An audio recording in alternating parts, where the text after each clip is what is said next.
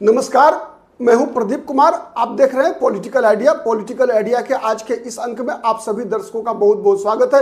मित्रों, आज हम बात कर रहे हैं मुख्यमंत्री नीतीश कुमार की। मुख्यमंत्री नीतीश कुमार, जिन्हें सुशासन बाबू के नाम से जाना जाता था, मुख्यमंत्री नीतीश कुमार जो कि जाने जाते थे अपने इस सिद्धांत के कारण कि नीतीश कुमार न किसी को फंसाते हैं, न नीतीश कुमार किसी को बचाते हैं। नीतीश कुमार की पहचान हुआ करती थी 3C, क्राइम, करप्शन और कम्युनलिज्म से समझौता नहीं करने वाले नेता का। नीतीश कुमार की पहचान हुआ करती थी कि किसी भ्रष्ट अधिकारी के घर में उसके मकान को सीज करके उसमें सरकार स्कूल खोल देने वाला एक मुख्यमंत्री के रूप में नीतीश कुमार की पहचान हुआ करती थी। नीतीश कुमार की पहचान थी कि बिहार में कानून का शासन स्थापित करने वाला एक राजनेता के रूप में नीतीश कुमार पहचाने जाते थे। नीतीश कुमार जाने जाते थे एक ऐसे मुख्यमंत्री के रूप में जिसने स्पीडी ट्रायल चलाकर हजारों अपराधियों को जेल के अंदर बंद किया। नीतीश कुमार इस बात के लिए जाने जाते थे जब इनके शासनकाल के दौरान अपराधी या तो बिहार छोड़ दिया करते थे या अपराध करना छोड़ देते थे। आज उसी नीतीश कुमार के राज में विगत कुछ वर्षों से, और मैं कहूं तो इधर के 2-3 महीनों के अंदर अपराध चरम पर पहुंच चुका है। दिन दहाड़े लोगों की हत्याएं की जा रही है। अस्पताल में घुसकर किसी व्यक्ति की 5-5 लोग बिना मास्क लगाए जाकर हत्याएं कर देते हैं। ये नीतीश कुमार के सरकार की वर्तमान में पहचान बन गई है। इसीलिए अब बिहार के लोग कहने लगे हैं कि बहुत हुआ पलटू कुमार, इस्तीफा दे दो नीतीश कुमार।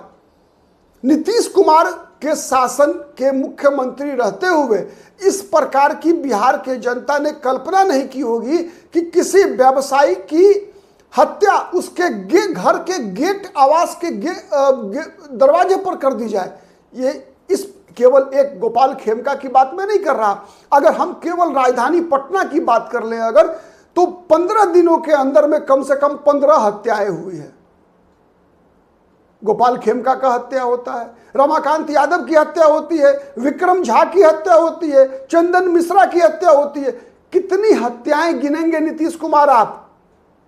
आपके शासन का, आपका अब अपने प्रशासन पर आपका इकबाल खत्म हो चुका है। लगता ऐसा है कि कोई भी पुलिस पदाधिकारी आपकी बात नहीं सुनते।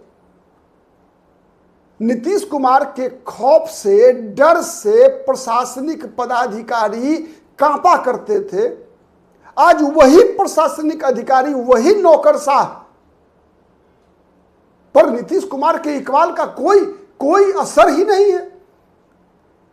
एक बात याद है कि जिस दिन गोपाल खेमका की हत्या हुई थी उसके नेक्स्ट डे मुख्यमंत्री आवास में कानून व्यवस्था पर बैठक किया गया था। क्या समीक्षा हुई? किस बात की समीक्षा किया मुख्यमंत्री ने? क्या मुख्यमंत्री ने समीक्षा करने के उपरांत किसी व्यक्ति को दोषी पाया? उसके लिए किसी पुलिस पदाधिकारी पर कार्रवाई किया गया? आज पटना में इतने दिनों के अंदर इतनी हत्याएं होती हैं, क्या किसी पुलिस पदाधिकारी के अकाउंटेबल बनाया गया है? नहीं बनाया गया है। आप आरोप लगा देते हैं विपक्ष पर कि ये अपराध विपक्ष प्रायोजित है। मान लिया आपकी बात, विपक्ष प्रायोजित हो सकता है। नीतीश कुमार के दल के प्रवक्ताओं का ये लगातार बयान आ रहा है, तो इसको रोकने की जिम्मेवारी किसकी है? आप अगर रोकने की जिम्मेवारी की बात कीजिएगा तो कहेंगे कि सबको सजा मिलेगी। अरे भाई, एक व्यक्ति तो मरा, दूसरे को फांसी पर लटका दोगे तो क्या जो व्यक्ति मर गया उसका जीवन दोबारा वापस आ जाएगा? इसका जवाब कौन देगा? पुलिस का काम क्या केवल अपराधियों को सजा दिलाना है, या पुलिस का काम अपराधियों के मन में खौफ पैदा करना है? इस सवाल का जवाब नीतीश कुमार को देना होगा। नीतीश कुमार को इस सवाल का जवाब देना चाहिए कि आपके ही शासनकाल में जो ट्रस्टेड और टेस्टेड पॉलिसी थी सरकार की, उस पॉलिसी को आपने क्यों बंद कर दिया? आपने क्यों स्पेशल कोर्ट्स का गठन जो आपकी सरकार के द्वारा की जा रही थी, जो पूर्व डीजीपी अभयानंद के दौर में, उसको आपने बंद क्यों कराया? क्यों स्पीडी ट्रायल बंद हो गया?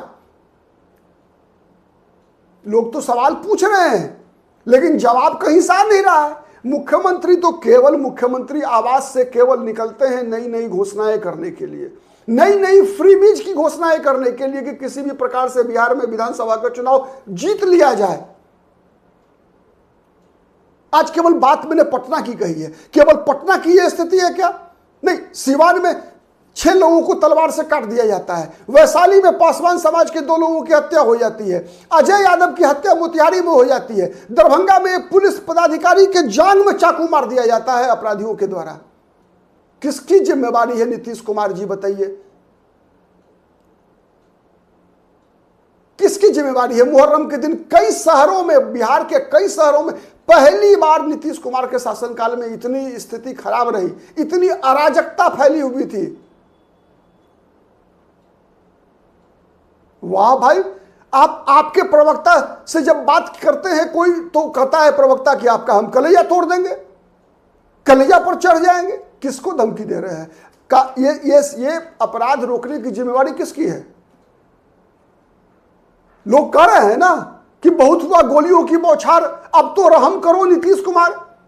नीतीश कुमार के लिए नारा लगता था बिहार में बाहर है, नीतीश कुमार है। सही बात है, इसमें कोई दो मत नहीं है कि नीतीश कुमार ने बिहार में बाहर लाया।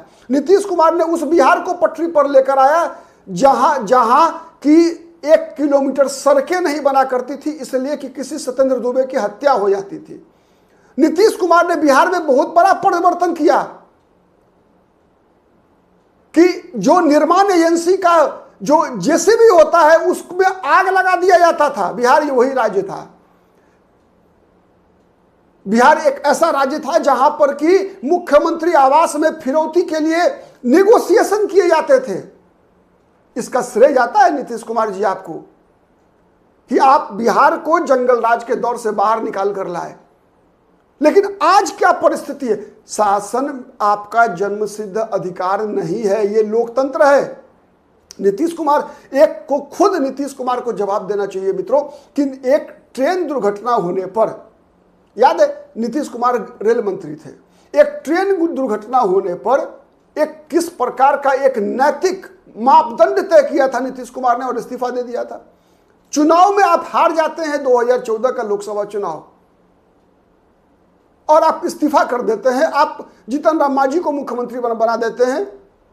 और आज इतनी घटनाएं के होने के बाद आपका आत्मा आज नहीं रो रहा है। आपका आत्मा रोया था तब जिस दिन आप लोकसभा चुनाव हार गए थे। आपका आत्मा उस दिन रोया था नीतीश कुमार जिस दिन ट्रेन दुर्घटना हुई थी।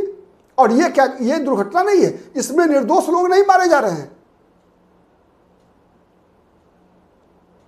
तो आपके पुलिस पदाधिकारी कहते हैं कि सुपारी किलर्स के पास चूंकि खेती नहीं चल रही है, खेती नहीं हो रही है, इसलिए सुपारी किलर्स बन गए हैं वो लोग। अब इस प्रकार के किस स्कूल और कॉलेज में पढ़ाई करके आईपीएस बने हुए ऐसे अधिकारी हैं कहना मुश्किल है। लेकिन उनका व्यवसाय नहीं चल रहा है, उनकी खेती नहीं चल रही है, इसलिए वो सुपारी किलर बन रहे। तो ये भी जिम्मेवारी किसकी है भाई? इस जिम्मेवारी को निभाने के लिए कि वो बेरोजगार हैं, जिम्मेवारी को निभाने के लिए क्या भगवान को ऊपर से आना पड़ेगा? या इसी के लिए मुख्यमंत्री, मंत्री, एमएलए और एमपी का चुनाव लोग करते हैं? अपना जनप्रतिनिधि क्यों चुनते हैं आप? इसीलिए बिहार की जनता एक पूछ रही है कि आप केवल दल बदल के मामले में ही नहीं पलटू कुमार बने हैं, बल्कि अपनी नीतियों के मामले में ही पलटू कुमार बने हैं नीतीश बाबू। इसलिए अब रहम कर दीजिए बिहार पर, इस्तीफा कर दीजिए, आपकी प्रतिष्ठा बची रहेगी। अदरवाइज, अन्यथा आने वाली पीढ़ी में यह गलत संदेश जाएगा, आपकी छवि खराब हो जाएगी। लोग आपके नाम के साथ ये भी पढ़ेंगे कि देखो एक ऐसा व्यक्ति जिसने कि बिहार को जंगल राज से निकाल कर बाहर लाया और अपने शासनकाल में ही दोबारा जंगल राज को स्थापित कर दिया बिहार के अंदर। आपकी प्रतिष्ठा बच जाएगी अगर आज आप इस्तीफा कर देते हैं तो। बहुत बहुत धन्यवाद, नमस्कार, जय हिंद, जय भारत।